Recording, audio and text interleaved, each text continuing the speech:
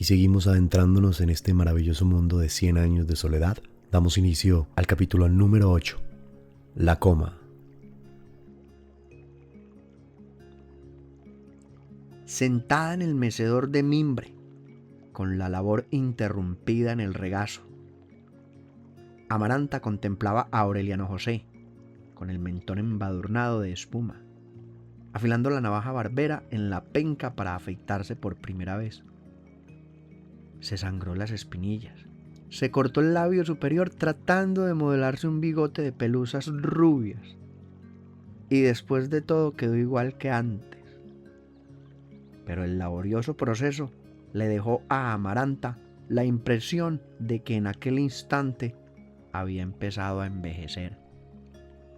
«Estás idéntico a Aureliano cuando tenía tu edad», dijo. «Ya eres un hombre».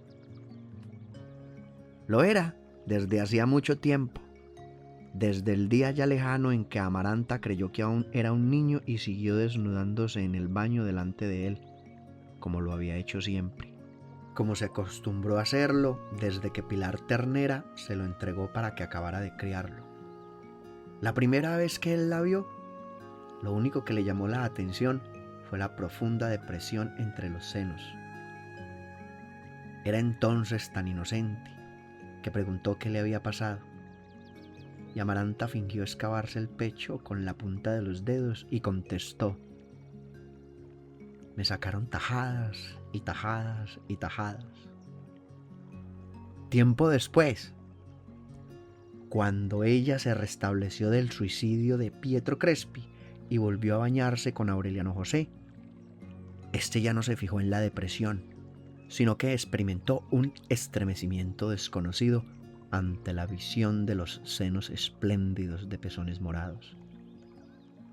Siguió examinándola, descubriendo palmo a palmo el milagro de su intimidad. Y sintió que su piel se erizaba en la contemplación, como se erizaba la piel de ella al contacto del agua. Desde muy niño tenía la costumbre de abandonar la hamaca para amanecer en la cama de Amaranta, cuyo contacto tenía la virtud de disipar el miedo a la oscuridad. Pero desde el día en que tuvo conciencia de su desnudez, no era el miedo a la oscuridad lo que lo impulsaba a meterse en su mosquitero, sino el anhelo de sentir la respiración tibia de Amaranta al amanecer. Una madrugada, por la época en que ella rechazó al coronel Gerineldo Márquez, Aureliano José despertó con la sensación de que le faltaba el aire. Sintió los dedos de Amaranta como unos gusanitos calientes y ansiosos que buscaban su vientre. Fingiendo dormir, cambió de posición para eliminar toda dificultad.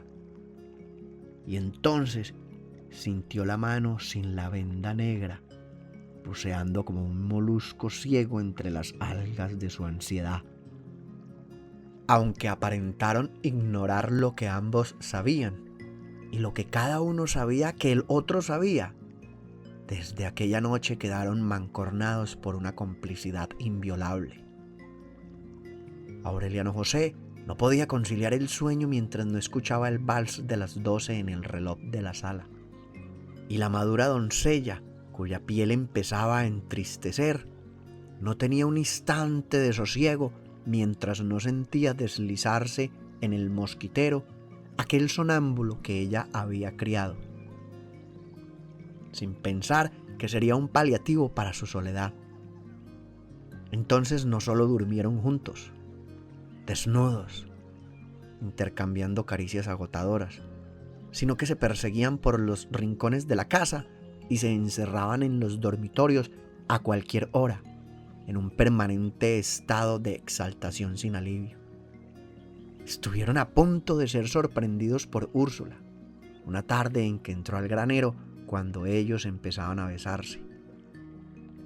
«¿Quieres mucho a tu tía?», le preguntó ella de un modo inocente a Aureliano José.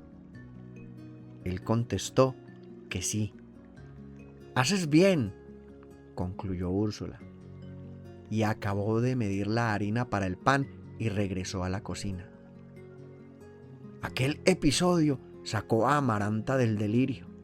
Se dio cuenta de que había llegado demasiado lejos, de que ya no estaba jugando a los besitos con un niño, sino chapaleando en una pasión otoñal, peligrosa y sin porvenir. Y la cortó de un tajo. Aureliano José, que entonces terminaba su adiestramiento militar, acabó por admitir la realidad y se fue a dormir al cuartel. Los sábados iba con los soldados a la tienda de Catarino. Se consolaba de su abrupta soledad, de su adolescencia prematura, con mujeres olorosas a flores muertas que él idealizaba en las tinieblas y las convertía en Amaranta, mediante ansiosos esfuerzos de imaginación. Poco después, empezaron a recibirse noticias contradictorias de la guerra. Mientras el propio gobierno admitía los progresos de la rebelión, los oficiales de Macondo tenían informes confidenciales de la inminencia de una paz negociada.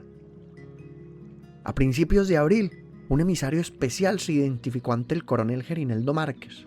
Le confirmó que, en efecto, los dirigentes del partido habían establecido contactos con jefes rebeldes del interior y estaban en vísperas de concertar el armisticio a cambio de 3 ministerios para los liberales, una representación minoritaria en el Parlamento y la amnistía general para los rebeldes que depusieran las armas. El emisario llevaba una orden altamente confidencial del coronel Aureliano Buendía, que estaba en desacuerdo con los términos del armisticio. El coronel Gerineldo Márquez debía seleccionar a 5 de sus mejores hombres y prepararse para abandonar con ellos el país. La orden se cumplió dentro de la más estricta reserva. Una semana antes de que se anunciara el acuerdo, y en medio de una tormenta de rumores contradictorios, el coronel Aureliano Buendía y 10 oficiales de confianza, entre ellos el coronel Roque Carnicero, llegaron sigilosamente a Macondo y después de la medianoche dispersaron la guarnición, enterraron las armas y destruyeron los archivos. Al amanecer, habían abandonado el pueblo con el coronel Gerineldo Márquez y sus 5 oficiales. Fue una operación tan rápida y confidencial que Úrsula no se enteró de ella sino a última hora, cuando alguien dio unos golpecitos en la ventana de su dormitorio y murmuró: «Si quiere ver al coronel Aureliano Buendía, asómese ahora mismo a la puerta». Úrsula saltó de la cama y salió a la puerta en ropa de dormir. Y apenas alcanzó a percibir el galope de la caballada que abandonaba el pueblo en medio de una muda polvareda. Solo al día siguiente se enteró de que Aureliano José se había ido con su padre. Días después de que un comunicado conjunto del gobierno y la oposición anunció el término de la guerra, se tuvieron noticias del primer levantamiento armado del coronel Aureliano Buendía en la frontera occidental. Sus fuerzas, escasas y mal armadas, fueron dispersadas en menos de una semana. Pero en el curso de ese año, mientras liberales y conservadores trataban de que el país creyera en la reconciliación, intentó otros 7 alzamientos. Una noche cañoneó a Riohacha desde una goleta, y la guarnición sacó de sus camas y fusiló en represalia a los 14 liberales más conocidos de la población. Ocupó por más de 15 días una aduana fronteriza y desde allí dirigió a la nación un llamado a la guerra general. Otra de sus expediciones se perdió 3 meses en la selva, en una disparatada tentativa de atravesar más de 1.500 kilómetros de territorios vírgenes para proclamar la guerra en los suburbios de la capital. En cierta ocasión, estuvo a menos de 20 kilómetros de Macondo y fue obligado por las patrullas del gobierno a internarse en las montañas.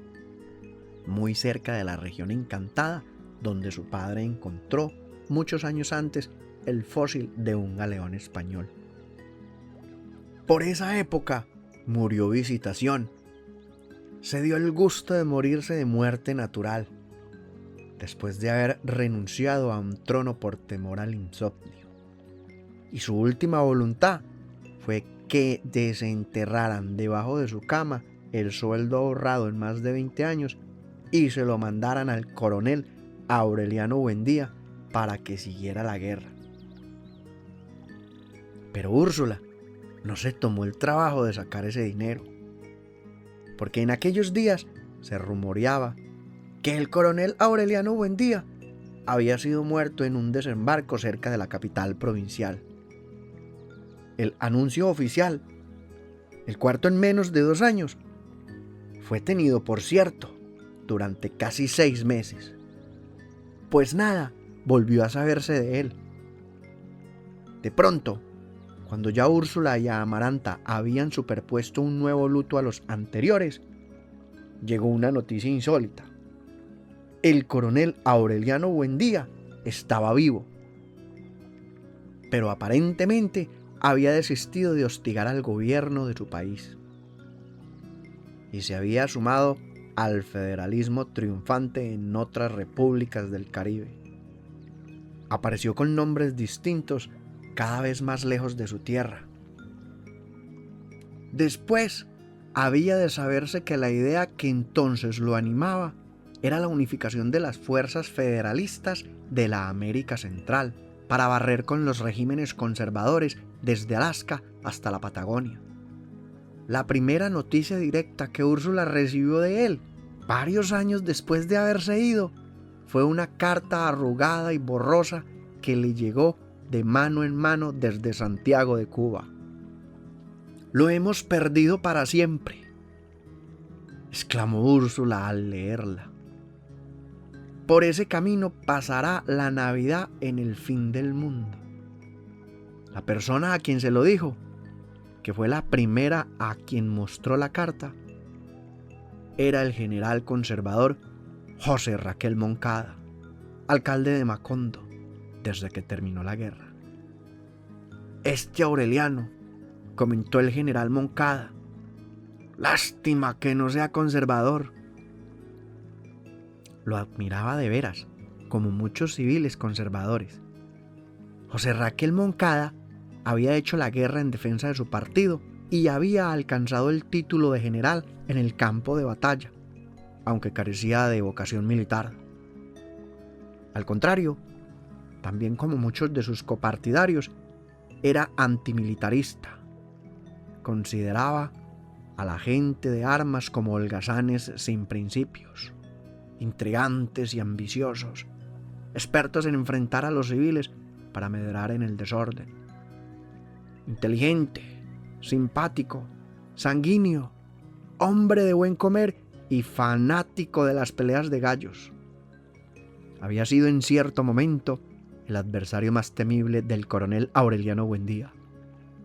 Logró imponer su autoridad sobre los militares de carrera en un amplio sector del litoral. Cierta vez en que se vio forzado por conveniencias estratégicas a abandonar una plaza a las fuerzas del coronel Aureliano Buendía, le dejó a este 2 cartas. En una de ellas, muy extensa, lo invitaba a una campaña conjunta para humanizar la guerra. La otra carta era para su esposa, que vivía en territorio liberal, y le dejó con la súplica de hacerla llegar a su destino. Desde entonces, aún en los periodos más encarnizados de la guerra, los 2 comandantes concertaron treguas para intercambiar prisioneros. Eran pausas con un cierto ambiente festivo que el general Moncada aprovechaba para enseñar a jugar ajedrez al coronel Aureliano Buendía. Se hicieron grandes amigos. Llegaron inclusive a pensar en la posibilidad de coordinar a los elementos populares de ambos partidos para liquidar la influencia de los militares y los políticos profesionales. e instaurar un régimen humanitario que aprovechara lo mejor de cada doctrina. Cuando terminó la guerra, mientras el coronel Aureliano Buendía se escabullía por los desfiladeros de la subversión permanente, el general Moncada fue nombrado corregidor de Macondo. Vistió su traje civil, sustituyó a los militares por agentes de la policía desarmados, hizo respetar las leyes de amnistía y auxilió a algunas familias de liberales muertos en campaña. Consiguió que Macondo fuera erigido en municipio y fue por tanto su primer alcalde. Y creó un ambiente de confianza que hizo pensar en la guerra como en una absurda pesadilla del pasado. El padre Nicanor, consumido por las fiebres hepáticas, fue reemplazado por el padre coronel, a quien llamaban el Cachorro, veterano de la Primera Guerra Federalista. Bruno Crespi, casado con Amparo Moscote, y cuya tienda de juguetes e instrumentos musicales no se cansaba de prosperar, construyó un teatro que las compañías españolas incluyeron en sus itinerarios. Era un vasto salón al aire libre, con escaños de madera, un telón de terciopelo con máscaras griegas y 3 taquillas en forma de cabezas de león por cuyas bocas abiertas se vendían los boletos. Fue también por esa época que se restauró el edificio de la escuela. Se hizo cargo de ella don Melchor Escalona, un maestro viejo mandado de la Ciénaga, que hacía caminar de rodillas en el patio de Caliche a los alumnos desaplicados y les hacía comer ají picante a los lenguarraces. Con la complacencia de los padres, Aureliano II y José Arcadio II, los voluntariosos gemelos de Santa Sofía de la Piedad, fueron los primeros que se sentaron en el salón de clases con sus pizarras y sus guises y sus jarritos de aluminio marcados con sus nombres. Remedios, heredera de la belleza pura de su madre, empezaba a ser conocida como Remedios la Bella. A pesar del tiempo, de los lutos superpuestos y las aflicciones acumuladas, Úrsula se resistía a envejecer. Ayudada por Santa Sofía de la Piedad, había dado un nuevo impulso a su industria de repostería, y no solo recuperó en pocos años la fortuna que su hijo se gastó en la guerra, sino que volvió a atiborrar de oro puro los calabazos enterrados en el dormitorio. Mientras Dios me dé vida, solía decir, no faltará la plata en esta casa de locos. Así estaban las cosas cuando Aureliano José desertó de las tropas federalistas de Nicaragua, se enroló en la tripulación de un buque alemán y apareció en la cocina de la casa, macizo como un caballo, prieto y peludo como un indio, y con la secreta determinación de casarse con Amaranta. Cuando Amaranta lo vio entrar, sin que él hubiera dicho nada, supo de inmediato por qué había vuelto. En la mesa no se atrevían a mirarse a la cara, pero 2 semanas después del regreso, estando Úrsula presente, él fijó sus ojos en los de ella y le dijo: siempre pensaba mucho en ti. Amaranta le oía, se prevenía contra los encuentros casuales, procuraba no separarse de Remedios la Bella. Le indignó el rubor que doró sus mejillas el día en que el sobrino le preguntó hasta cuándo pensaba llevar la venda negra en la mano, porque interpretó la pregunta como una alusión a su virginidad. Cuando él llegó, ella pasó la aldaba en su dormitorio, pero durante tantas noches percibió sus ronquidos pacíficos en el cuarto contiguo, que descuidó esa precaución. Una madrugada, casi 2 meses después del regreso, lo sintió entrar en el dormitorio. Entonces, en vez de huir, en vez de gritar, como lo había previsto, se dejó suturar por una suave sensación de descanso. Lo sintió deslizarse en el mosquitero como lo había hecho cuando era niño, como lo había hecho desde siempre, y no pudo reprimir el sudor helado y el crotaloteo de los dientes cuando se dio cuenta de que él estaba completamente desnudo. «¡Vete!», murmuró, ahogándose de curiosidad. «¡Vete o me pongo a gritar!». Pero Aureliano José sabía entonces lo que tenía que hacer, porque ya no era un niño asustado por la oscuridad, sino un animal de campamento. Desde aquella noche se reiniciaron las sordas batallas sin consecuencias que se prolongaban hasta el amanecer. «Soy tu tía», murmuraba Amaranta, agotada. «Es casi como si fuera tu madre, no solo por la edad, sino porque lo único que me faltó fue darte de mamar». Aureliano escapaba al alba y regresaba a la madrugada siguiente, cada vez más excitado por la comprobación de que ella no pasaba la aldaba. No había dejado de desearla un solo instante. La encontraba en los oscuros dormitorios de los pueblos vencidos, sobre todo en los más abyectos, y la materializaba en el tufo de la sangre seca en las vendas de los heridos, en el pavor instantáneo del peligro de muerte, a toda hora y en todas partes. Había huido de ella tratando de aniquilar su recuerdo, no solo con la distancia, sino con un encarnecimiento aturdido que sus compañeros de armas calificaban de temeridad. Pero mientras más revolcaba su imagen en el muladar de la guerra, más la guerra se parecía a Amaranta.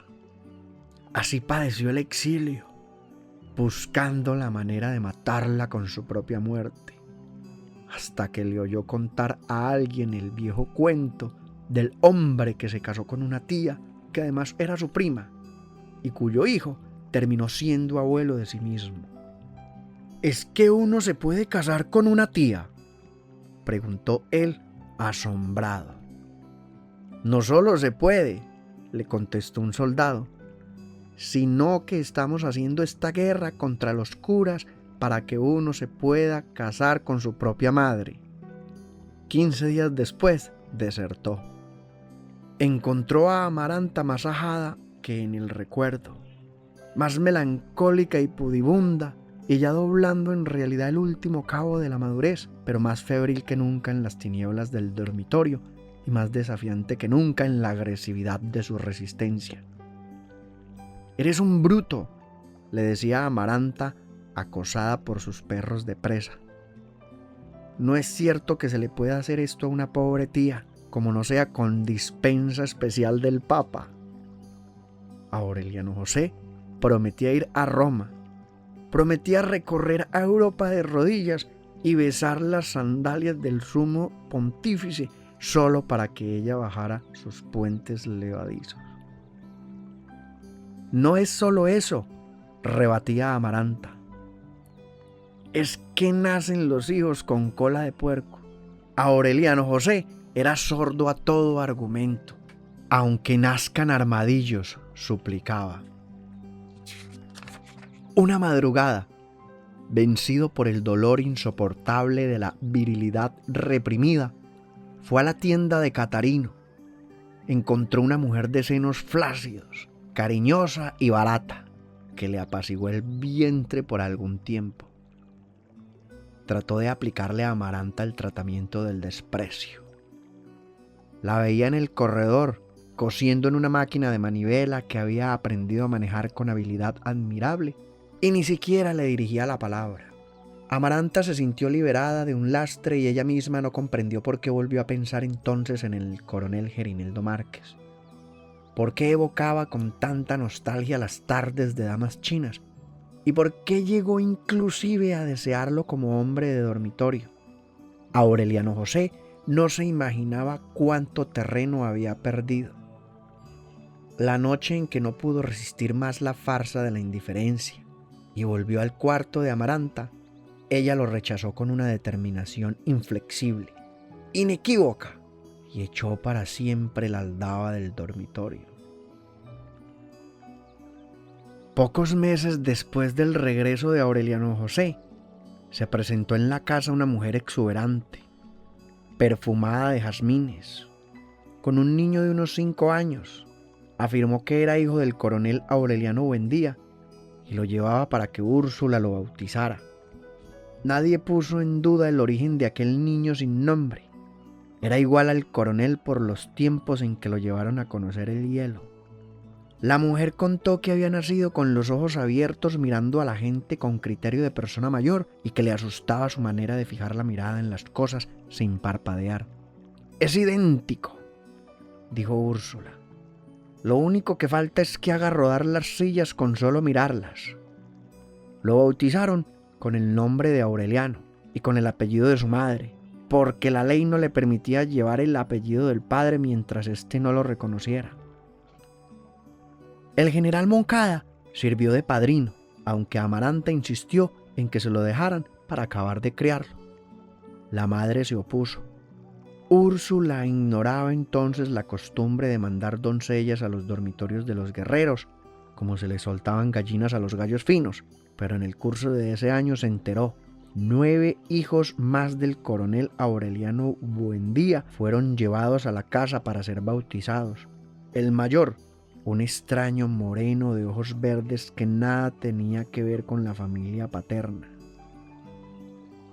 Había pasado de los 10 años. Llevaron niños de todas las edades, de todos los colores, pero todos varones, y todos con un aire de soledad que no permitía poner en duda el parentesco. Solo 2 se distinguieron del montón, uno demasiado grande para su edad, que hizo añicos los floreros y varias piezas de la vajilla, porque sus manos parecían tener la propiedad de despedazar todo lo que tocaban. El otro era un rubio con los mismos ojos garzos de su madre, a quien habían dejado el cabello largo y con bucles, como una mujer. Entró en la casa con mucha familiaridad, como si hubiera sido criado en ella, y fue directamente a un arcón del dormitorio de Úrsula y exigió: «Quiero la bailarina de cuerda». Úrsula se asustó, abrió el arcón, rebuscó entre los anticuados y polvorientos objetos de los tiempos de Melquíades y encontró envuelta en un par de medias la bailarina de cuerda que alguna vez llevó Pietro Crespi a la casa y de la cual nadie había vuelto a acordarse. En menos de 12 años bautizaron con el nombre de Aureliano y con el apellido de la madre a todos los hijos que diseminó el coronel a lo largo y a lo ancho de sus territorios de guerra. 17. Al principio, Úrsula les llenaba los bolsillos de dinero y Amaranta intentaba quedarse con ellos, pero terminaron por limitarse a hacerles un regalo y a servirles de madrinas.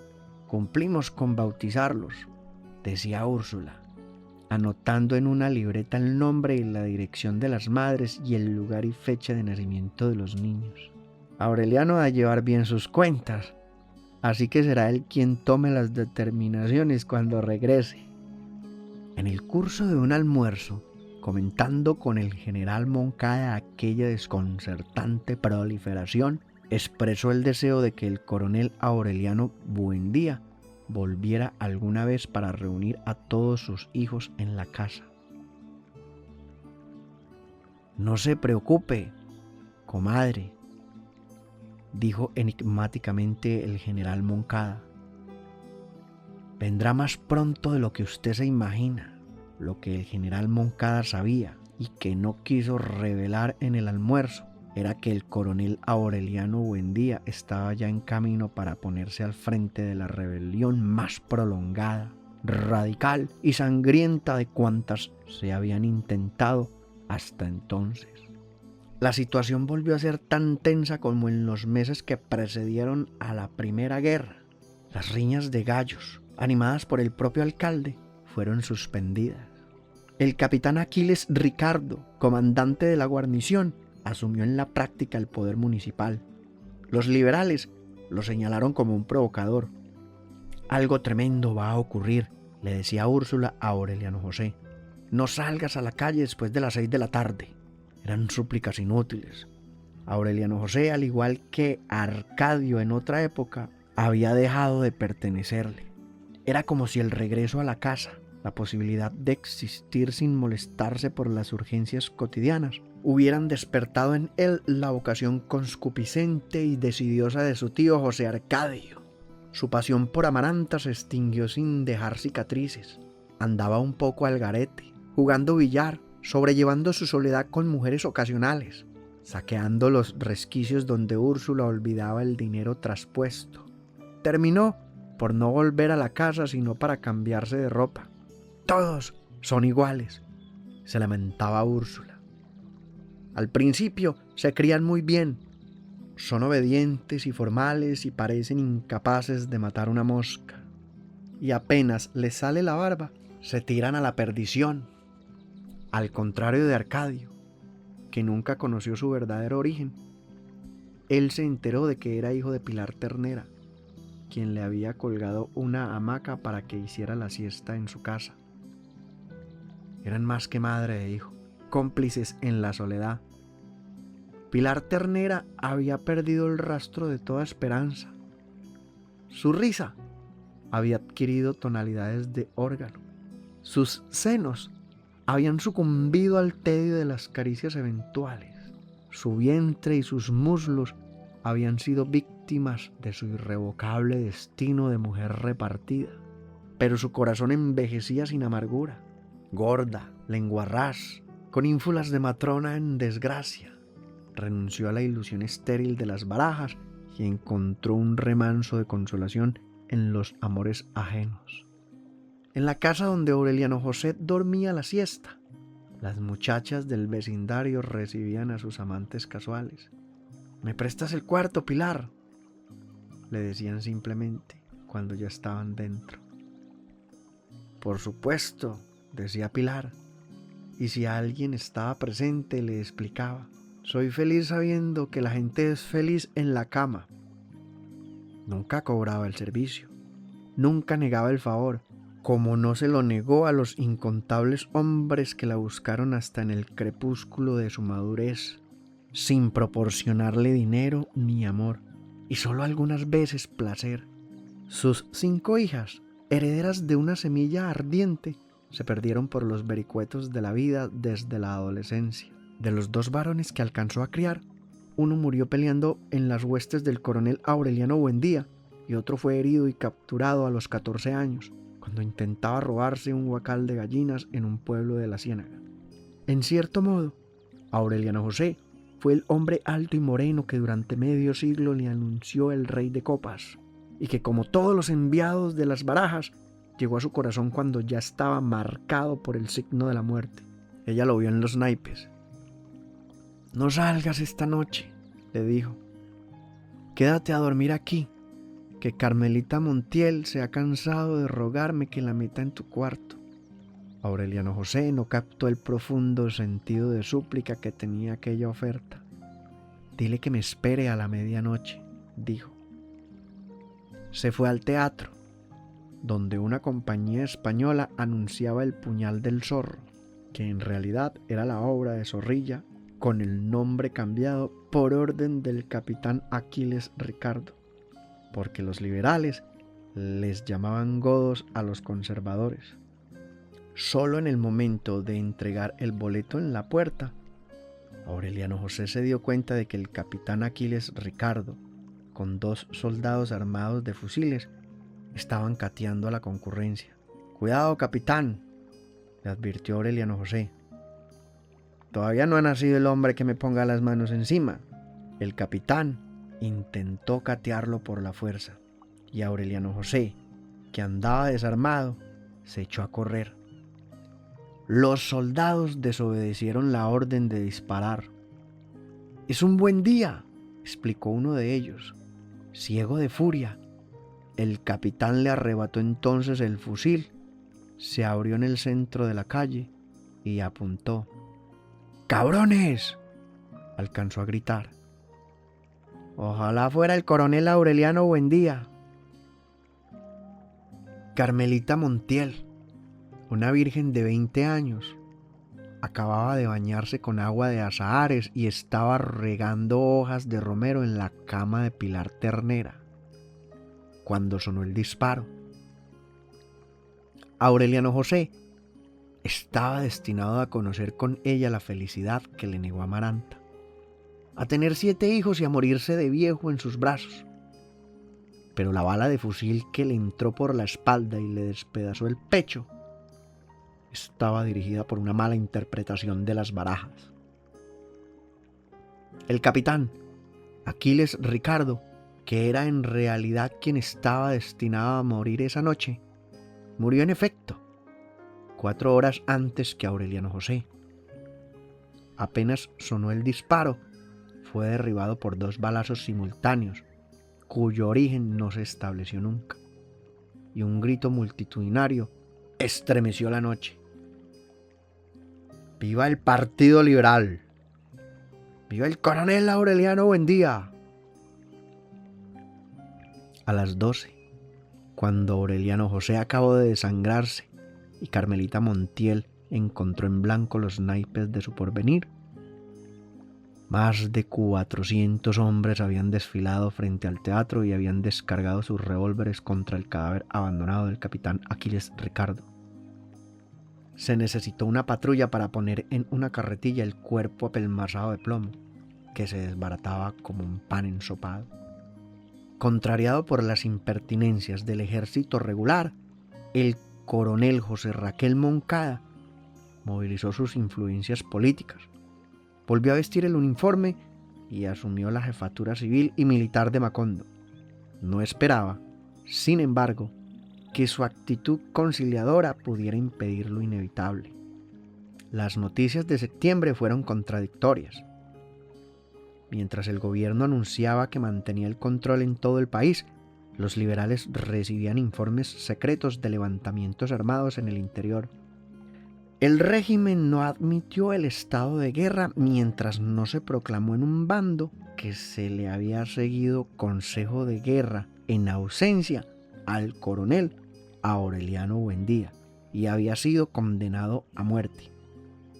Se ordenaba cumplir la sentencia a la primera guarnición que lo capturara. «Esto quiere decir que ha vuelto», se alegró Úrsula ante el general Moncada, pero él mismo lo ignoraba.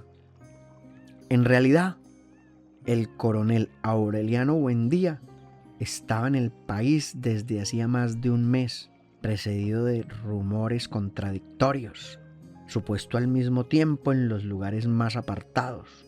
El propio general Moncada no creyó en su regreso sino cuando se anunció oficialmente que se había apoderado de 2 estados del litoral. «La felicito, comadre», le dijo a Úrsula mostrándole el telegrama. «Muy pronto lo tendrá aquí». Úrsula se preocupó entonces por primera vez. «¿Y usted qué hará, compadre?», preguntó. El general Moncada se había hecho esa pregunta muchas veces. «Lo mismo que él, comadre», contestó. «Cumplir con mi deber. El 1 de octubre, al amanecer, el coronel Aureliano Buendía, con 1000 hombres bien armados, atacó a Macondo y la guarnición recibió la orden de resistir hasta el final. A mediodía, mientras el general Moncada almorzaba con Úrsula, un cañonazo rebelde que retumbó en todo el pueblo pulverizó la fachada de la tesorería municipal. «Están bien armados, como nosotros», suspiró el general Moncada, «pero además pelean con más ganas». A las 2 de la tarde, mientras la tierra temblaba con los cañonazos de ambos lados, se despidió de Úrsula con la certidumbre de que estaba librando una batalla perdida. «Ruego a Dios que esta noche no tenga a Aureliano en la casa», dijo. «Si es así, dele un abrazo de mi parte, porque yo no espero verlo nunca más». Esa noche fue capturado cuando trataba de fugarse de Macondo, después de escribirle una extensa carta al coronel Aureliano Buendía, en la cual le recordaba los propósitos comunes de humanizar la guerra y le deseaba una victoria definitiva contra la corrupción de los militares y las ambiciones de los políticos de ambos partidos. Al día siguiente, el coronel Aureliano Buendía almorzó con él en casa de Úrsula, donde fue recluido hasta que un consejo de guerra revolucionario decidiera su destino. Fue una reunión familiar, pero mientras los adversarios olvidaban la guerra para evocar recuerdos del pasado, Úrsula tuvo la sombría impresión de que su hijo era un intruso. La había tenido desde que lo vio entrar protegido por un ruidoso aparato militar que volteó los dormitorios al derecho y al revés hasta convencerse de que no había ningún riesgo.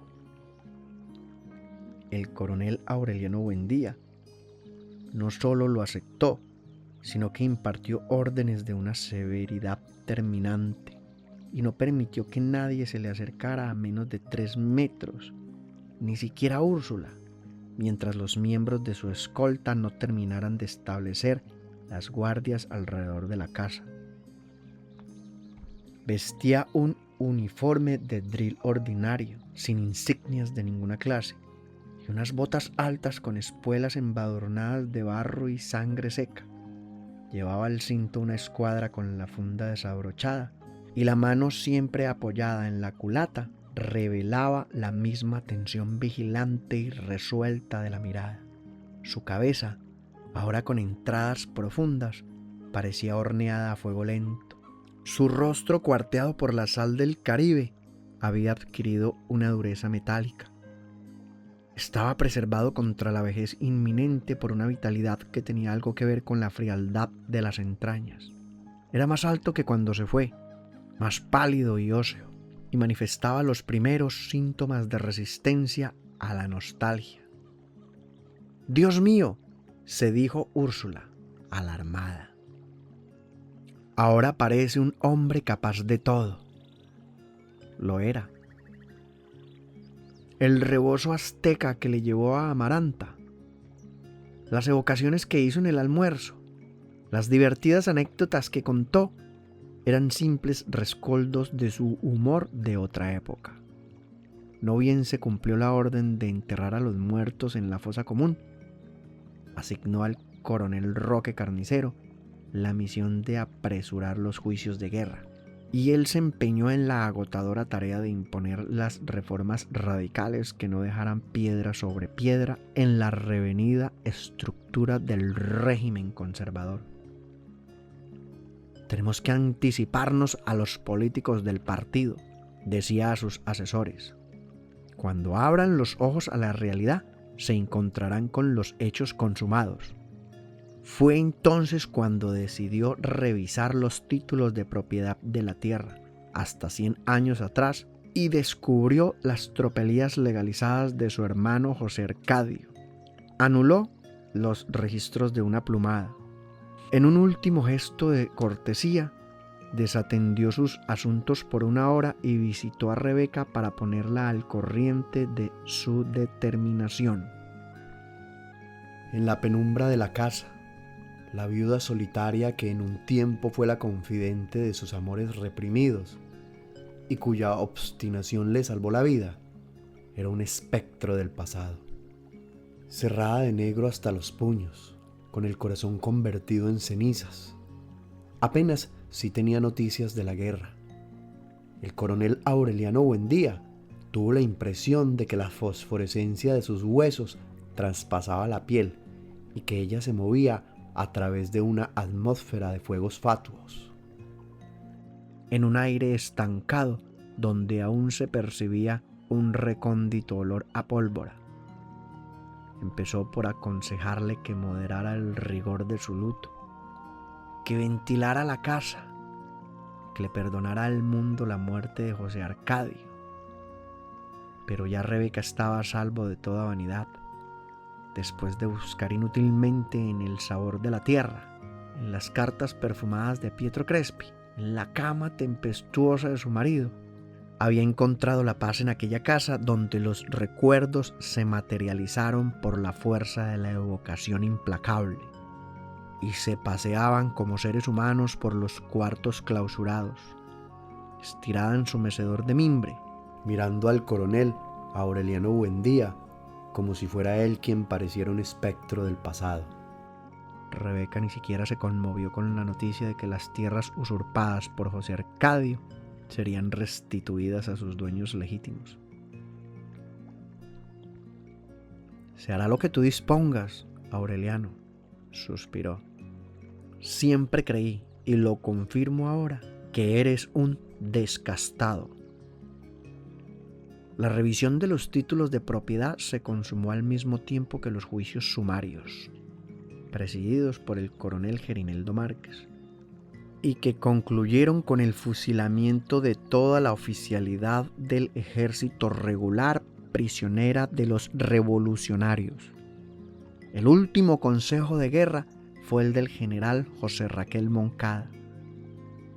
Úrsula intervino.